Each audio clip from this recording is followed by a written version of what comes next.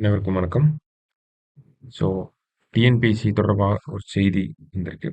என்ன செய்தி அப்படின்னு பார்த்தோம்னா, இன்னும் 17 மாதங்களில் 18,000 அரசு பணியிடங்கள் நிரப்பப்படுகின்றன அப்படின்னு சொல்லி ஒரு செய்தி குடுத்துருக்காங்க.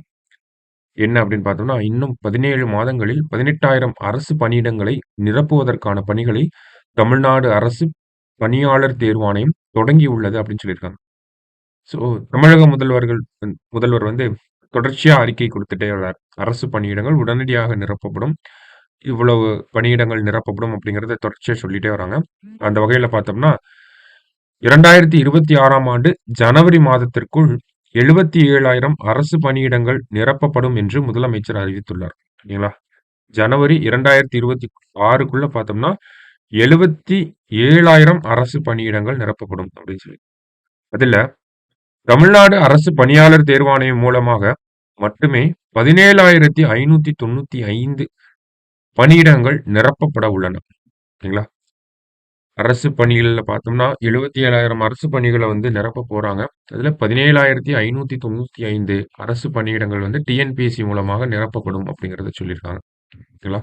அதனை ஒட்டி பார்த்தோம்னா, டிஎன்பிஎஸ்சி தலைவர் பதவி ரொம்ப வருடங்களா காலியாக இருந்தது. இப்போ இந்த தலைவர் அப்பாயிண்ட் பண்ணிட்டாங்க. எஸ்.கே. பிரபாகர் அப்படிங்கிறவர். பொதுவாக பார்த்தோம்னா, ஓய்வு பெற்ற அதிகாரிகள தான் அப்பாயிண்ட் பண்ணுவாங்க. இப்ப பார்த்தோம்னா, ஒரு வருவாய்த்துறையில இருந்தவர தான் இப்ப அப்பாயிண்ட் பண்ணியிருக்காங்க. மத்தபடி பார்க்கிறப்ப, ஜனவரி 2026 இலக்காக வச்சு மும்முரமாக டிஎன்பிஎஸ்சி செயல்பட ஆரம்பிச்சிருக்கு அப்படிங்கிறத சொல்லியிருக்காங்க. அதாவது 17 மாதங்கள்ல இன்னும் கரெக்ட்டா 17 மாதங்கள் இருக்கு. அதற்குள்ள 18,000 அரசு பணிகள வந்து நிரப்பணும் அப்படிங்கிற ஒரு இலக்கோட. சரிங்களா?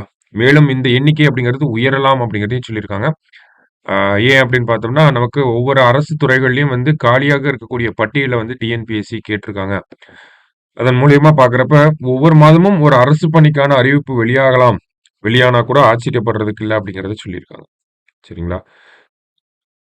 ஸோ வேற என்ன சொல்லியிருக்காங்க அப்படின்னு பார்த்தோம்னா, நமக்கு இந்த எக்ஸாம் ப்ராசஸ் அப்படிங்கிறது ரொம்ப ஃபாஸ்ட்டா நடக்கும் அப்படிங்கிறத சொல்லியிருந்தாங்க.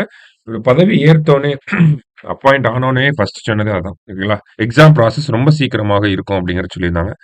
ஸோ டக்குன்னு எல்லாத்தையும் நம்ம எக்ஸ்பெக்ட் பண்ணலாம் அப்படிங்கிறத பார்க்குறோம். அதே மாரி அடுத்தடுத்து தேர்வுகள் வர்றதுக்கான வாய்ப்புகள் இருக்கு அப்படிங்கிறதையும் நம்மளால நம்ப முடியுது. சரிங்களா?